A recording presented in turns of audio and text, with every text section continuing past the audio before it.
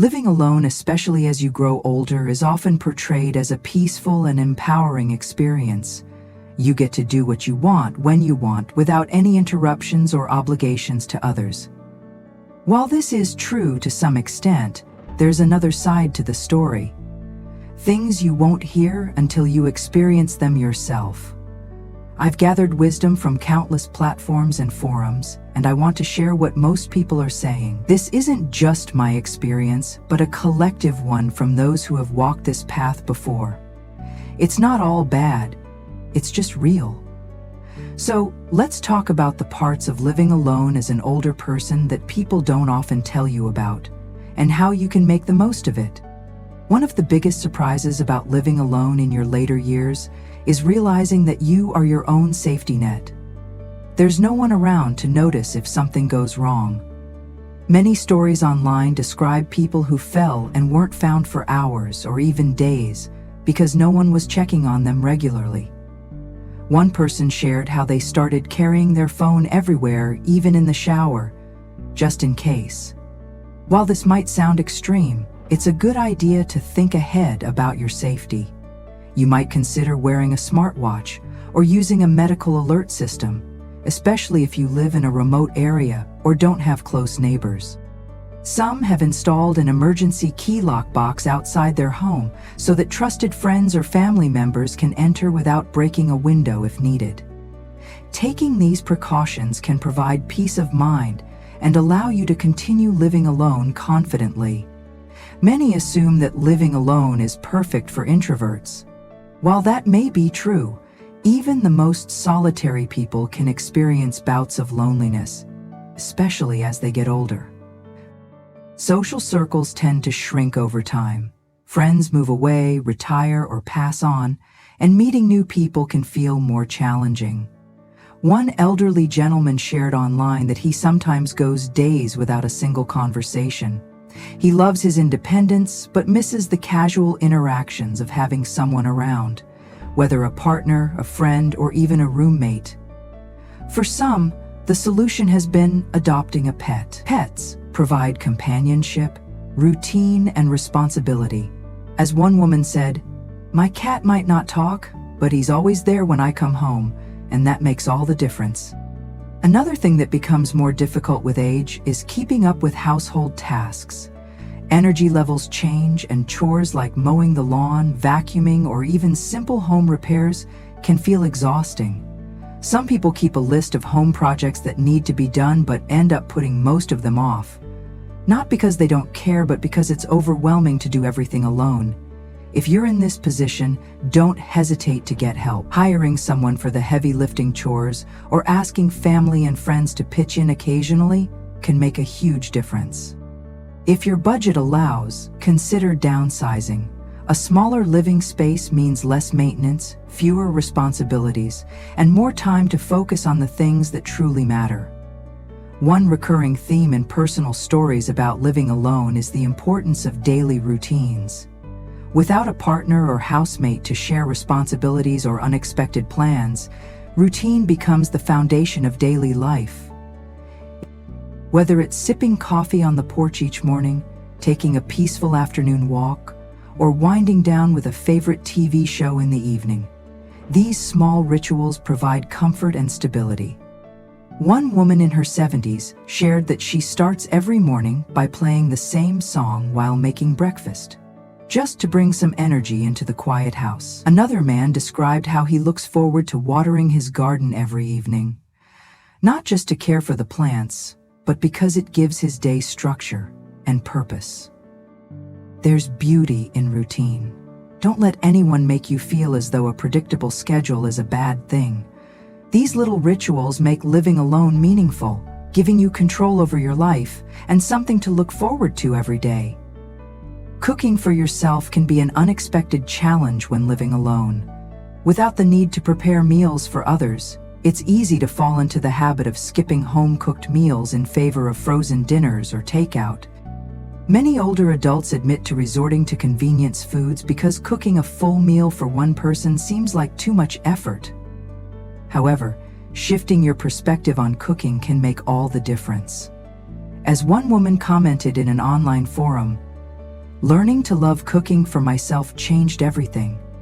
It became less about the effort and more about the care I was putting into my own well-being. Cooking for yourself can be a small act of self-care, a reminder that you deserve healthy, nourishing meals.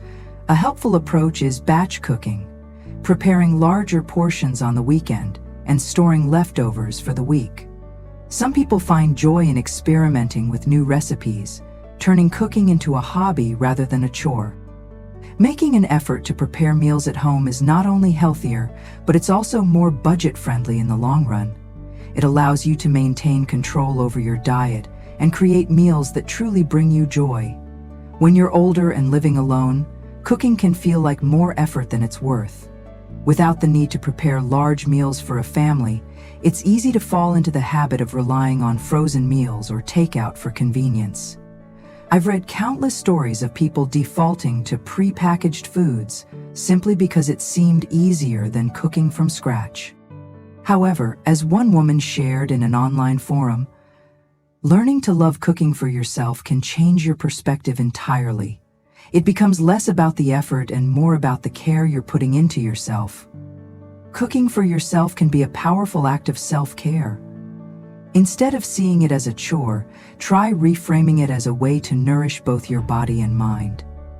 One helpful approach is batch cooking, preparing meals on the weekend and portioning them out for the week. This reduces the need for daily cooking, while still ensuring you have homemade, nutritious food available. Others find joy in experimenting with new recipes, treating cooking as a hobby rather than a task. Taking the time to prepare meals with care serves as a reminder that you are worth the effort. Plus, cooking at home is often healthier and more budget-friendly than relying on takeout. Many people don't realize how deeply silence can affect them until they start living alone. If you've spent years in a bustling household or a full-time job surrounded by colleagues, adjusting to the stillness can be unsettling. Some people thrive in peace and quiet, but for others, it can feel isolating, especially in the evenings when the absence of noise is most noticeable. One older woman shared that she started leaving the radio on while doing chores, simply to fill the air with familiar sounds. Another man said he listens to podcasts throughout the day to create the feeling of having someone there, whether it's music, audiobooks, or even keeping the TV on for background noise. Finding ways to break the silence can make a big difference. On the other hand, the quiet can also be a gift. If you've spent your life surrounded by people and responsibilities, living alone can provide the space to think, reflect, and recharge. It's a chance to slow down, embrace solitude, and enjoy the stillness in ways you never could before. Living alone, particularly as you get older, can make it easier to slip into a sedentary lifestyle. Without a partner or housemate encouraging you to go for walks or join activities, it takes more effort to stay physically active. Many people on forums have admitted that after living alone for a while, they noticed their physical fitness declining. One man shared that he used to take daily walks but slowly stopped. "I didn't realize how much less active I was until my body started to stiffen up," he said. Staying active requires intentionality when you don't have someone motivating you. Small steps can have a big impact on your well-being. Consider setting a daily step goal, stretching in the morning, or joining a local fitness class designed for older adults. One woman I read about got a dog purely for this reason. Her pet needed walks, which helped her stay active too. Exercise doesn't have to mean hitting the gym. It can be as simple as gardening, dancing around your living room, or taking the stairs instead of the elevator. Keeping your body moving not only improves your physical health, but also lifts your mood and keeps your mind clear. Something people don't often talk about is how living alone can change your relationship with time. Without another person in the house to structure your day, whether it's a spouse's work schedule or children's school routines, time can start to feel fluid. Several people online have mentioned that time either stretches out too long or slips away unnoticed. One man commented in a forum that after retiring and losing his spouse, he sometimes wasn't sure what day it was. Without built-in external cues, it's easy to lose track of time. The good news is that you can create your own rhythm. Many people find that sticking to a loose schedule helps. For example, you could designate specific days for routine tasks, grocery shopping on Mondays, house cleaning on Thursdays, or meal prep on Sundays. Others engage in hobbies that provide structure and anticipation, such as attending a weekly class, gardening in the afternoons, or cooking special Sunday dinners. While it's important to keep track of time, it's also okay to enjoy its flow. One of the greatest gifts of living alone is the freedom to structure your days around what works best for you. Decluttering takes on new meaning when you live alone. On one hand, there's no one to argue with about what to keep or toss, making the process smoother. But on the other hand, everything in your home becomes a reflection of your life. Every book, every photograph, every piece of furniture holds memories. Letting go of them can feel deeply personal. I remember reading a comment from an older woman who had lived alone for years. She admitted she found herself holding on to things, not because she needed them, but because of the memories attached. "It's just me, so who does it hurt to keep these things?" she asked. But then she realized, do I really want to leave all this for someone else to sort through someday? Many people emphasize the emotional difficulty of decluttering when you live alone. Objects take on a deeper meaning, and parting with them can feel like closing a chapter of your life. But there's also freedom in simplifying. A man in his late 60s shared how he decided to downsize his belongings to make life easier for himself and his family. He said, "It gave me peace of mind knowing my home was more manageable." Decluttering isn't about minimalism for the sake of it. It's about creating a space that reflects who you are now, not just who you were in the past. It's okay to keep the things that bring you joy, but letting go of what no longer serves you can be incredibly liberating. If you're unsure where to start, begin small. Sort through one area at a time, like a single drawer or bookshelf. Allow yourself to feel the emotions that come with it. After all, this is your space, and you have the power to shape it however you choose. One surprising thing about aging alone is that social invitations tend to dwindle.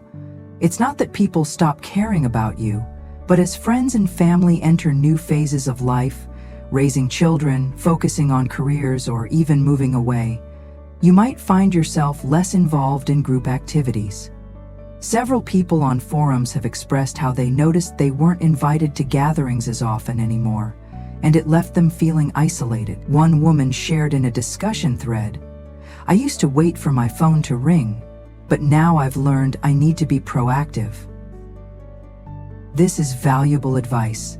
Instead of waiting for others to invite you, take the lead in creating your own social life. It can be as simple as inviting a friend for coffee, organizing a book club, or hosting a movie night at home. The best part? When you host or organize an event, you shape it around what you enjoy. One man in his 60s mentioned starting a neighborhood walking group, where a small group of friends met every Sunday to explore different local trails. It kept him socially connected and physically active, all while doing something he loved. Living alone gives you the freedom to design your social life however you like. If you enjoy crafting, invite others over for a DIY night. If you love a particular TV show, organize a weekly watch party. Be the one to reach out, and you'll be surprised how many others are eager to join in. When you live alone, self-care becomes entirely your responsibility.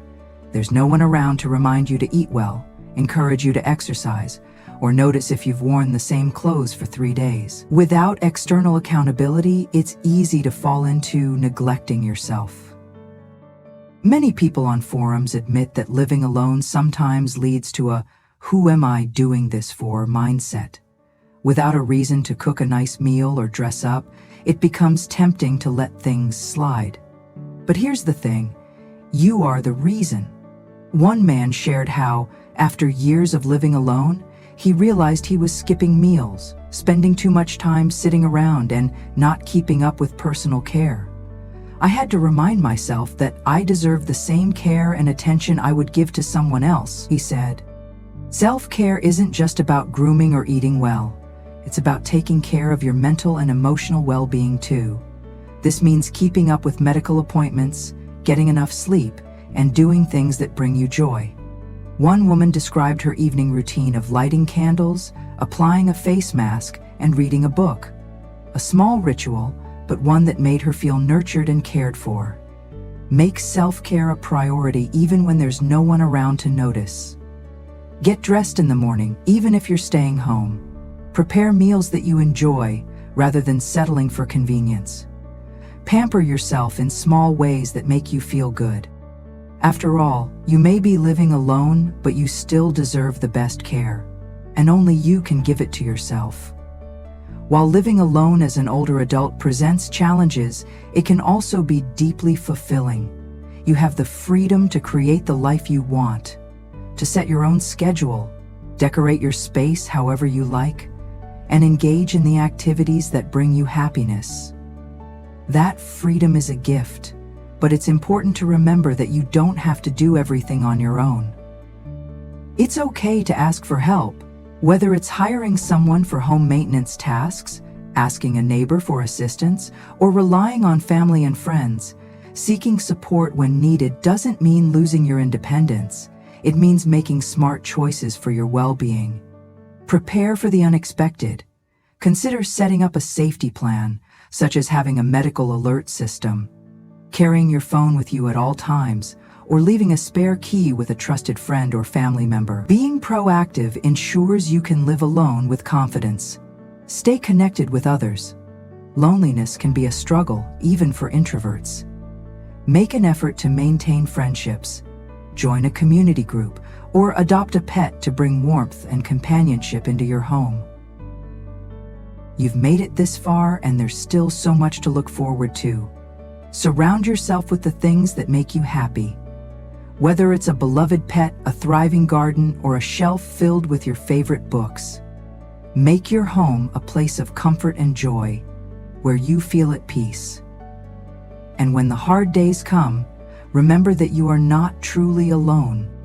There's a whole community of people out there who share your experiences, who understand the ups and downs of living alone. Many are finding their way through it just like you are. We'd love to hear from you.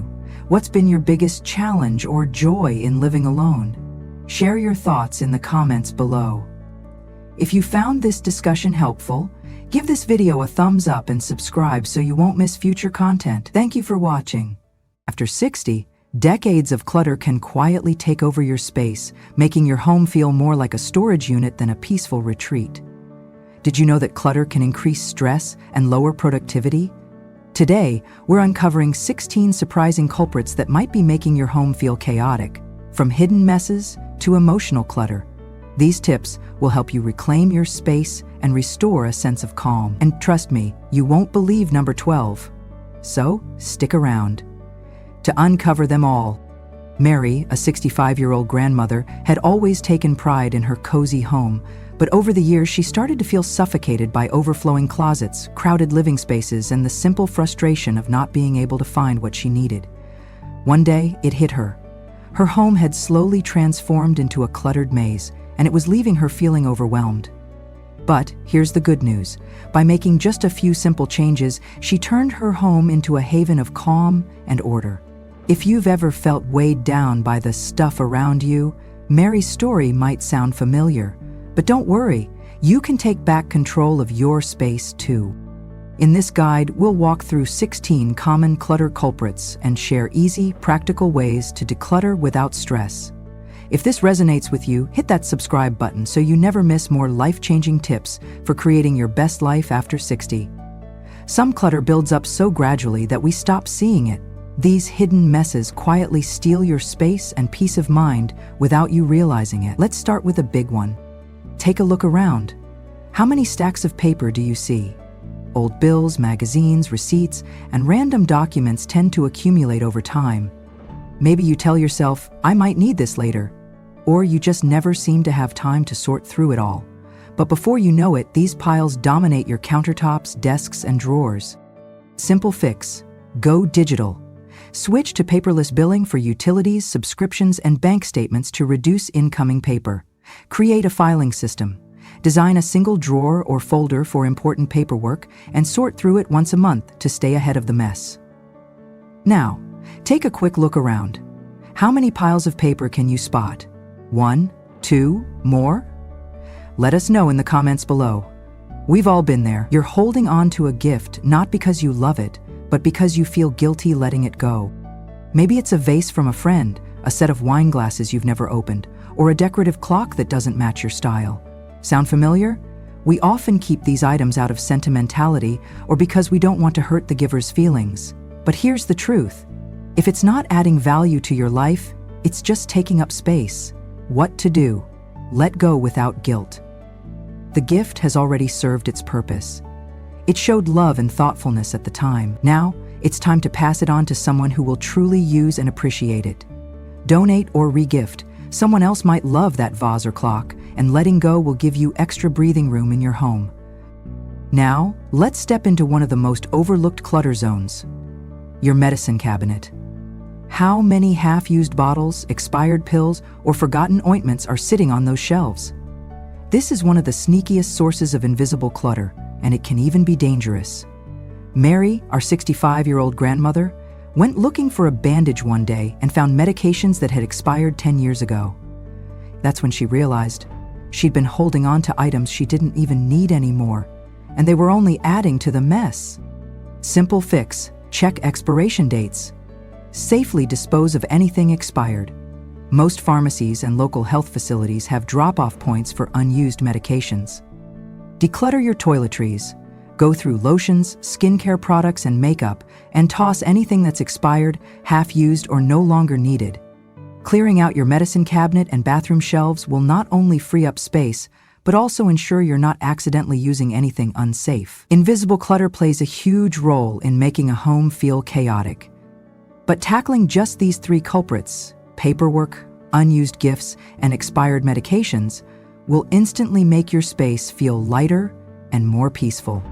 If an item isn't adding value to your life, it's simply taking up space. Instead of holding on to things out of guilt or habit, consider donating or re-gifting items you don't use. That decorative vase collecting dust or the clock that doesn't match your style? Someone else might love them, and letting them go will free up space and bring a sense of relief to your home.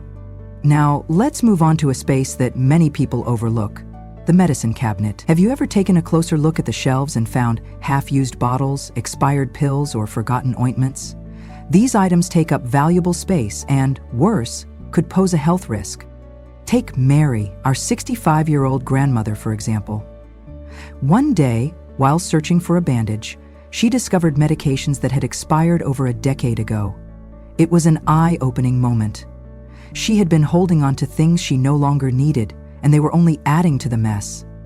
The solution is simple: safely dispose of expired medications. Most pharmacies and local health facilities have drop-off points for unused or expired prescriptions. Declutter your bathroom shelves. Get rid of old lotions, skincare products, or makeup that you haven't used in years. Clearing out your medicine cabinet and bathroom storage will free up space and ensure you're not using anything unsafe. By tackling just these 3 clutter culprits: paperwork, unused gifts, and expired medications, you're already taking a major step toward a more peaceful and organized home. But we're just getting started. The next set of clutter culprits might be hiding in plain sight, right in front of you. Sometimes, the messiest clutter is in plain view, but we become so used to it that we stop noticing it. These everyday items contribute to a crowded, chaotic home without us even realizing it. Take a look around your living room or dining area. Do you still have plastic fruit on display or a dusty faux plant sitting in a forgotten corner? Maybe you have an old floral rug or heavy, outdated curtains that haven't been changed since the 1990s. While these pieces may have once felt stylish, decor that no longer reflects your taste or lifestyle can make your home feel stuck in the past. It also adds to visual clutter, making spaces look more crowded than they really are. How to refresh your space. Swap out heavy drapes for light, neutral curtains to brighten up the room. Replace artificial plants with a real, easy-to-care-for houseplant to bring in fresh energy. Consider small modern updates. A fresh coat of paint, updated throw pillows, or decluttering shelves can make a big difference. When was the last time you updated your decor? If it's been years, it might be time for a refresh. Let's talk about the dreaded junk drawer, or drawers. Mary, our 65-year-old grandmother, had 3 drawers stuffed with random items: dead batteries, tangled cords, keys that didn't seem to open anything, and expired coupons. Every time she opened one, she felt overwhelmed and quickly shut it again, avoiding the mess altogether. Does this sound familiar? Here's the secret. Don't try to tackle all your junk drawers at once. That can feel too overwhelming. Instead, pick 1 drawer per month. Take everything out and sort items into 3 categories: keep, toss, donate. Only keep what is genuinely useful or meaningful. Use small dividers or containers to keep items organized so the clutter doesn't creep back in. You'll be amazed at how satisfying it feels to open a clutter-free drawer. Be honest, how many junk drawers do you have? Let us know in the comments below. Now, let's talk about a modern clutter problem. Outdated tech gadgets. Do you have a drawer filled with old flip phones, remote controls for devices you no longer use, or a tangle of mystery cables? If so, you're not alone. Technology evolves so quickly that we often accumulate piles of unused gadgets without even realizing it. They sit untouched for years, taking up valuable space. And worse, they can be harmful to the environment if not disposed of properly. Take inventory of your old tech, keep only what you actively use, and recycle the rest. Properly dispose of electronics. Many stores and local e-waste centers accept phones, cables, and other devices for safe disposal. Mary found an old remote control in one of her junk drawers and couldn't even remember what device it was for. If that sounds familiar, it's time to declutter those outdated gadgets. By addressing these hidden clutter culprits, from outdated decor and junk drawers to unused tech gadgets, you'll quickly create a home that feels fresher, more organized, and more inviting. Now, take a look around your home. Which of these clutter culprits do you recognize? Do you have outdated decor that no longer fits your style? Are your junk drawers out of control? Is old technology piling up in forgotten spaces? Tell us in the comments below, what's the first thing you're going to tackle? Mary reached into her junk drawer, only to find a remote control she couldn't even remember using. Can you relate? It's easy to overlook these types of clutter, but they can make a huge difference in how your home feels. By updating your decor, tackling those junk drawers, and recycling old tech gadgets, you'll create a fresher, more organized space that truly reflects you. But there's one type of clutter that's even harder to part with: the emotional kind. Some of the hardest items to let go of aren't just physical objects. They hold memories, milestones, and moments from our past. We often hold on to things not because we use them, but because of the emotions tied to them. Let's take a deep dive into 2 of the most common forms of emotional clutter and how you can handle them while still honoring their sentimental value. Mary, our 65-year-old grandmother, treasured her memories. Over the years, she had collected photo albums, childhood trophies, souvenirs from trips, and gifts from loved ones. At first, these keepsakes brought her joy, but as time passed, her shelves began to overflow, leaving her overwhelmed rather than happy. She had so many cherished items that instead of enjoying them, she felt buried by them. Does this sound familiar? You don't have to part with your memories to reclaim your space. Instead, preserve them in a way that's both meaningful and space-saving. Digitize old photos and display them in a digital photo frame instead of storing them in bulky albums.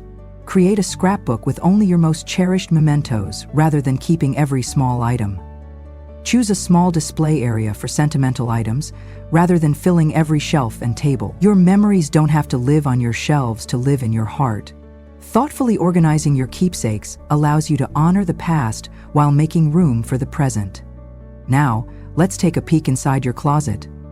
Are your hangers filled with clothes that no longer fit, don't suit your lifestyle, or simply don't bring you joy? This is a common form of emotional clutter. We hold on to outfits tied to memories. Maybe a dress from a special event, a suit from a past career, or jeans we hope to fit into again someday. Mary's closet was packed with business suits she hadn't worn since retiring, and jeans she hadn't fit into for over a decade. The result? She often felt like she had nothing to wear, even though her closet was full,